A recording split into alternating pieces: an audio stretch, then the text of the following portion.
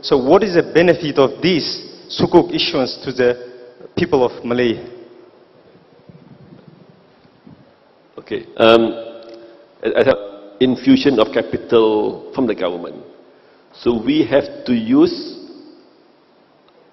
two sources of income, two sources of capital in Khazanah for us to invest. One is from the dividends that we have from the companies. Two is from capital markets, things like Sukuk proceeds. If I can remind ourselves, the mandate that we have in Khazanah in 2004, Khazanah shouldn't stay just in Malaysia. The government said, please go out and invest outside Malaysia. So for investments outside Malaysia, typically the settlement currency is US dollars, typically.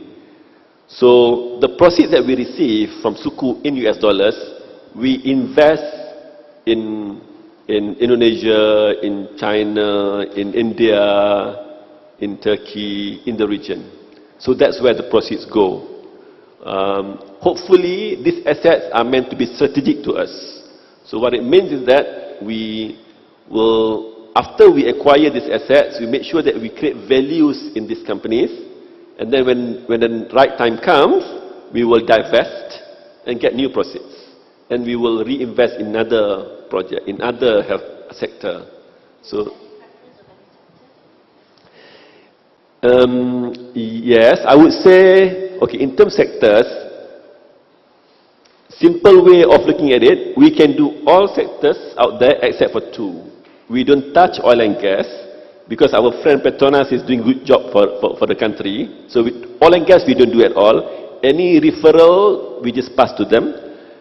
Second thing, we don't do plantations, because Samdabi and the PNB is doing for the country. So for Khazanah point of view, as government investment arm, we all shouldn't compete with each other.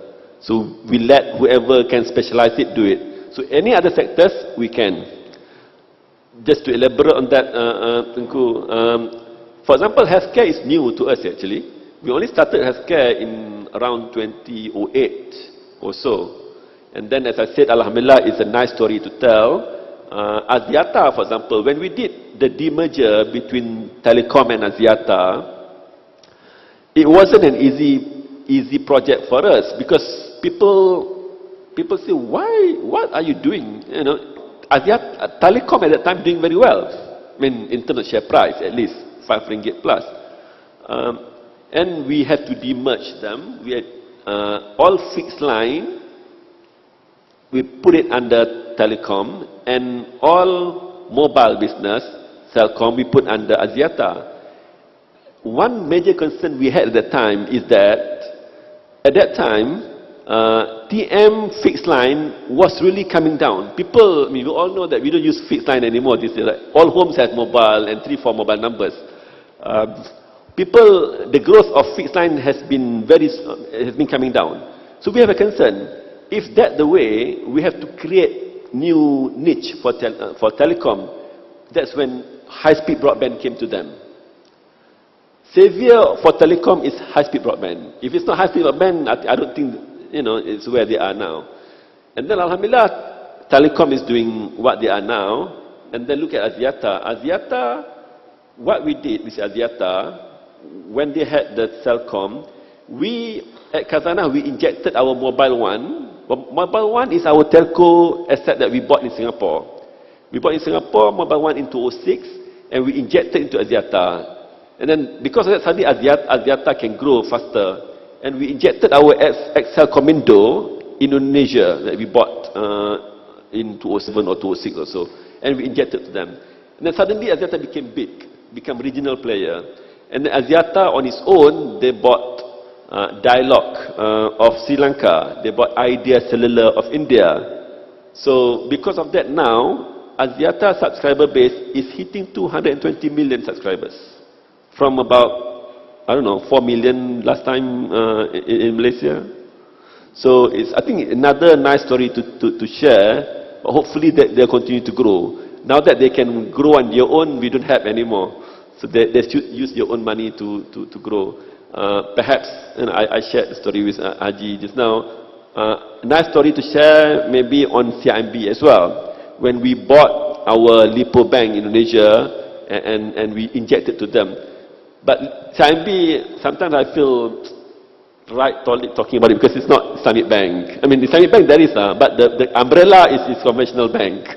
So I don't know what we can do about it. I mean, we're still cracking our head. If possible, you want to, make sure that we move towards Sharia compliant investments. We have two stocks that we're still working. Satu Mas, because of the business, and satu CIMB lah, because, the nature of the business, conventional bank. Already? Oh, okay. Oh, okay. Oh, now they go by the ratio as well.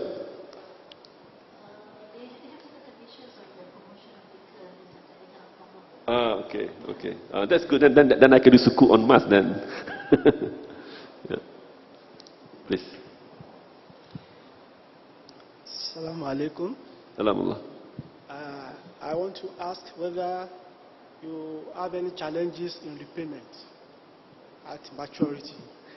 Challenges in? In repayment. To implement? Repayment at maturity of the Sukuk. In payment? Payment to? At maturity. Oh. Any challenges? Oh no. Okay. So far, no problems. Okay.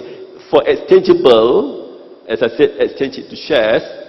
The ones that we had, for example, Plus and Telecom Axiata, 92% were exchanged. I.e., investors, when they invest, they get shares from us.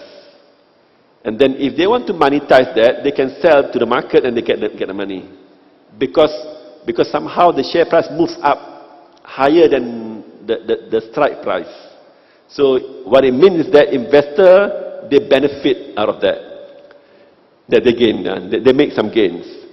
That's why our intention as well. I think to be fair to investors, you have to give something. That's why if you notice when we set a premium, we don't set the premium too high. It's a level that we feel at the end of maturity, the share price will hit that price. So that the investor can have a chance to exchange and they can keep the shares or they can sell the shares and make some money out of that. Our intention at Khazanah is that when we put the pool of shares for Sukuk exchangeable, it's meant for dual objective. One is divestment mode, i.e. at the end of maturity, it's meant to be out and divest. And financing. Financing because we get the money up front. I get the money and then I can, invest in new sectors, new geography. And then by the end of it, investors can have the shares. Secondly, sir, I want to ask what does the investors have to benefit from negative yield? I want some clarification. Negative yield, the benefits? The benefit investors have to. For investors, you mean? For investors. Oh, for investors, I think, okay. Yeah. If you ask the issuer, of course, I'm very happy. For investors, I think one is they like the credit. Out there, not many issuers with high credit.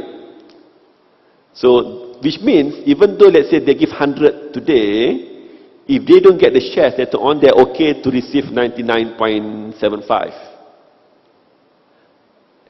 Another way of looking at it, maybe they expect by the end of maturity they get the shares. Maybe that's the more believable reason in the point of view investors. That end of the day they expect to get the shares because the structure that we have is 7 years. So maybe by the end of 7 years they expect to get to end with the shares. Yeah. Assalamualaikum warahmatullahi wabarakatuh. Assalamualaikum. I have some questions. The first question is: the agency like this is the first in the world, or imitate from other agency in other countries? Okay. Yeah. And the second question: